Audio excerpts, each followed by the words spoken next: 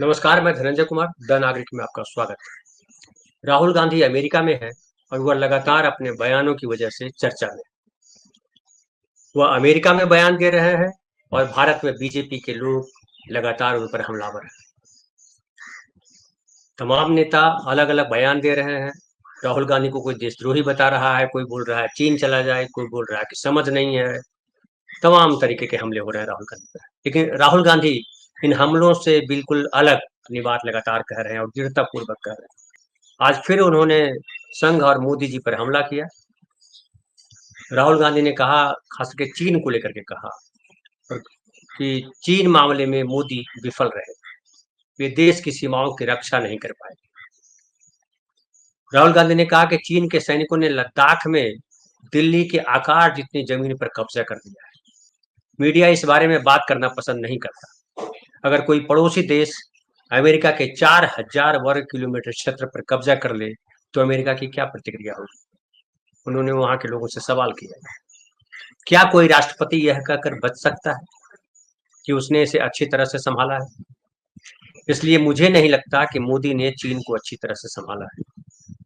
राहुल गांधी ये आरोप लगा रहे हैं नरेंद्र मोदी पर कि जिस तरह से चीन ने 4000 वर्ग किलोमीटर पर कब्जा कर रखा है, उसे साफ पता लगता है कि मोदी ठीक तरीके से चीन मामले को हैंडल नहीं कर सके, विफल रहे अपने काम में।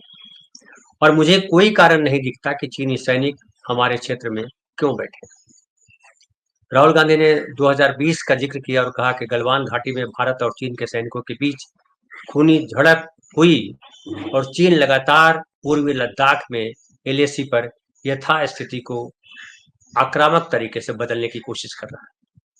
आप लगातार खबरों में मीडिया में आता है, जब तक अलग अलग लोग जो है, हालांकि नेशनल मीडिया इस पर बात नहीं करता, सरकार इस पर बात नहीं करती है, लेकिन जो अल्टरनेटिव मीडिया उस पर यह बात आती है कि चीन ने कई गांव बसा लिए हैं सरहद पे, धीरे धीरे हमारी सीमाओं पे कब्जा करते जा रहा है और वो बड़ा एग्रेसिव है और वो पूरा का पूरा जो डेमोग्राफी है सरहद पे, उसको बदलने की कोशिश में लगा हुआ है। और राहुल गांधी कहते हैं कि दोनों देशों के 50,000 से ज्यादा सैनिक एलएसी पर तैनात हैं और किसी भी एक तरफा कार्रवाई को रोकने के लिए उनके पास आधुनिक हथियार हैं।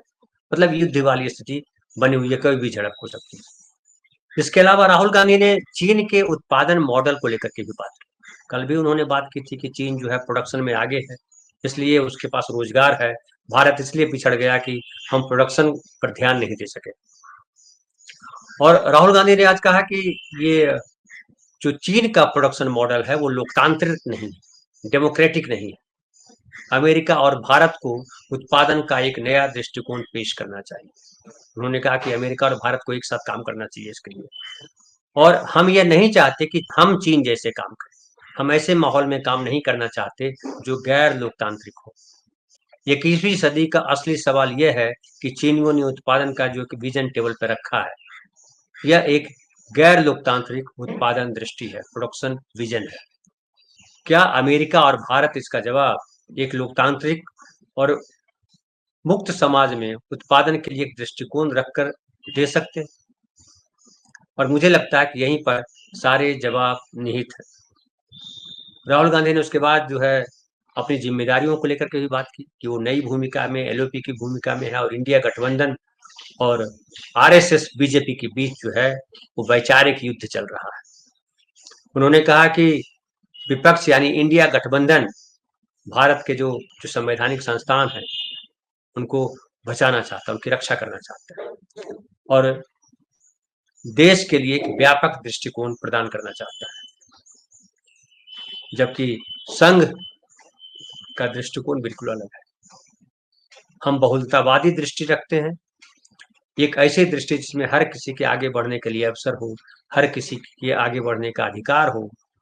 एक ऐसा भारत जहां आप पर इस आधार पर अत्याचार न किया जाए, आप कौन सा धर्म मानते हो, आप किस समुदाय से आते हो, आपकी कौन सी भाषा हो, जबकि उनकी दृष्टि बेहद संकुचित है, कठोर है और भेदभाव वाली है।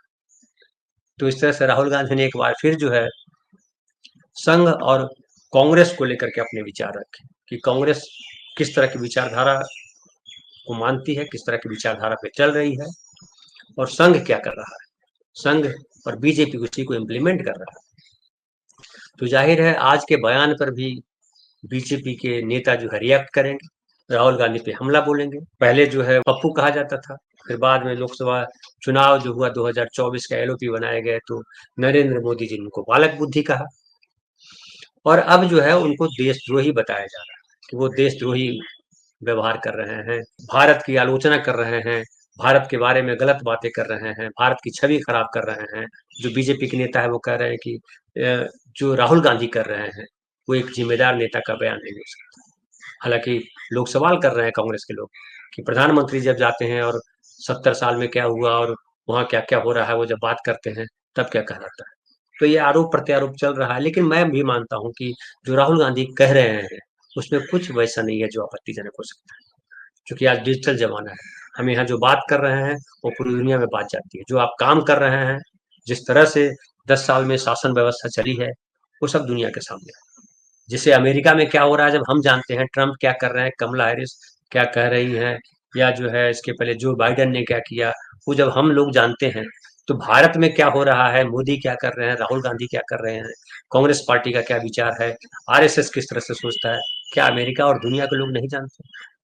आज सब एक दूसरे को जानते हैं, और इसीलिए सवाल है, मूल सवाल ये है कि हम कितने लोकतांत्रिक हैं।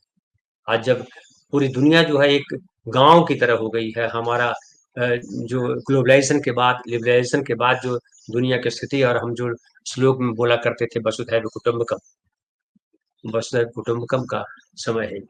पूरी वसुधा एक परिवार की तरह है, कुटुंब की तरह है। इसलिए लोकतांत्रिक होने की बहुत ज्यादा जरूरत है। अगर हम धर्म को लेकर के, जाति को लेकर के हम अपनी विचारधारा को बदलेंगे नहीं, तब तक हम दुनिया के मानचित्र पर तरक्की नहीं करेंगे। राहुल गांधी उसी तरक्की की बात कर रहे हैं कि किस तरह से जो हमारा दृष्टिकोण है दुनिया के सामने जाए, क्योंकि भारत की जो तस्वीर रही है दुनिया के सामने वो यही रही है। चाहे विवेकानंद हो, चाहे गांधी हो, चाहे नेहरू हो, तमाम लोगों का दृष्टिकोण यही गया दुनिया के सामने कि भारत एक ऐसा देश है जहाँ सभी धर्मों को बराबर मान दिया जाता है, जहाँ सब लोग मिल करके रहते हैं। तो आज इतना ही, कल फिर बात करेंगे नए विषय के साथ। धन्यवाद।